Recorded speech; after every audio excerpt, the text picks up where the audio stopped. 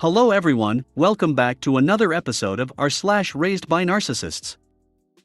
In today's episode, I found myself and my 8-year-old daughter in the same scenario as when my mom damaged me as a 10-year-old.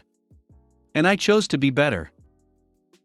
I just sent this to my family after waking up from a nightmare about them trying hard to ruin my life. Narc parents are insane because they treat young kids like adults. Using sarcasm, getting offended by words/actions, thinking we are personally attacking them, etc. The list goes on. Before we get started, make sure to subscribe so you will never miss a video. So let's get started. I found myself and my 8-year-old daughter in the same scenario as when my mom damaged me as a 10-year-old. And I chose to be better. This is kind of a pat on the back, and kind of just a vent to acknowledge one of the many ways my mom screwed me up. I appreciate, in advance, anyone who reads this post. When I was 10-ish, my mom and I were stuck waiting at a train in her car. I caught a glimpse of myself in the rearview mirror, and for whatever reason thought, hey, I'm kind of pretty. I feel shame even typing that sentence out today, thanks to my mom. I had recently seen something on TV about celebrity lips, and I was thinking about whether or not I had pretty lips, and decided my lips were kinda pretty. Again, shame. I made the mistake of asking my mom if she thought my lips were pretty. She hit the roof. Stuck in that vehicle with her and no escape, she scolded me and shamed me until I felt like a tiny ugly piece of garbage. Something to the effect of, were you just staring at yourself in the mirror? Do you know what that is called, silted pigeon? Vanity. Vain people stare at themselves in the mirror. Vain people think that they are pretty. People that think they are pretty on the outside are ugly and hideous on the inside. People who are pretty on the surface are ugly deep down, and if you're ugly on the inside, you might as well be ugly on the outside too. This was the first time I remember her saying something to that effect to me, but nowhere near the last, and it really stuck with me like a pox. To this day I cannot compliment myself in any way, without feeling ashamed, like I'm a bad person for even thinking something positive about myself. Not my looks, my artwork, not anything. I also do not accept compliments well. I deny and downplay. I'm trying to work on that because it really pushes off my husband. Fast forward 25 years. I'm sitting in my car in a drive-thru with my 8-year-old daughter. She's looking at herself in the mirror. She turns to me and asks, "Mom, do you think my eyes are pretty?"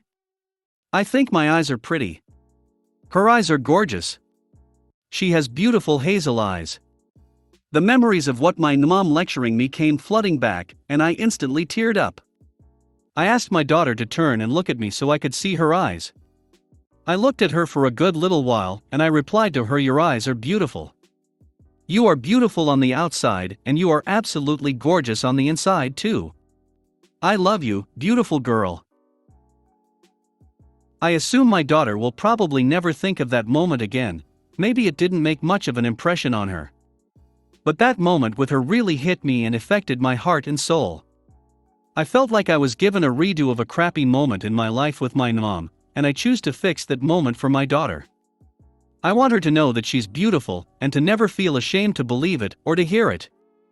I want her to smile and say thank you when someone pays her a compliment. I want to be able to do that too. I just sent this to my family after waking up from a nightmare about them trying hard to ruin my life. Sent via email with nothing under subject. I am not a missing person. I simply do not wish to have any contact with any of my immediate family members. Whether that be in person, electronic, or via a third party. I have contacted the police and let them know about our family history that consists of harassment, stalking, and threats, and have warned them that they, my family, might file a false missing person report or request a false wellness check, when in fact they are very well aware of my wishes for simply wanting to be left alone.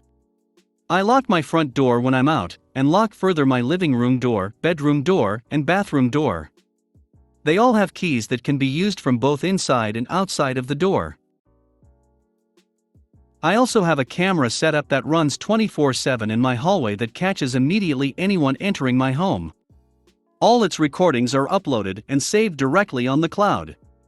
I included this part about keys and camera, because they have in the past taken a copy of my front door key without my knowledge and broken into my home when I was out.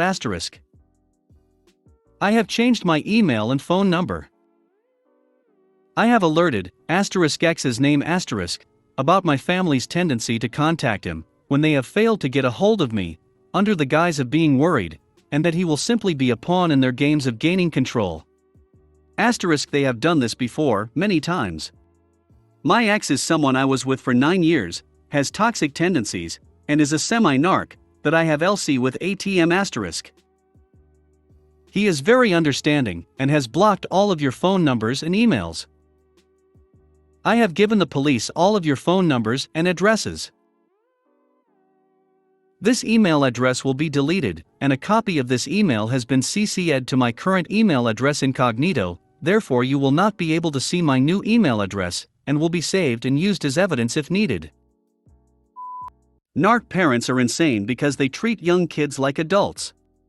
Using sarcasm, getting offended by *actions, thinking we are personally attacking them, etc. The list goes on. TW, physical abuse. Like, excuse me? How is it that a 6-year-old, who didn't want your spoon because it had saliva on it, disrespect you so much that you slapped her so hard her head was ringing? This is a perfect example of how narcs are *king twisted. They don't see little kids as little kids. If you're a threat, they'll abuse you till you stop being a threat. Doesn't matter if the threat is a tiny child who's completely and utterly reliant on you. It's their ego above all. It's so scary to think about these memories. If you made it to the end of the video, thanks for watching. Don't forget to like, subscribe and share, and we will see you in the next video.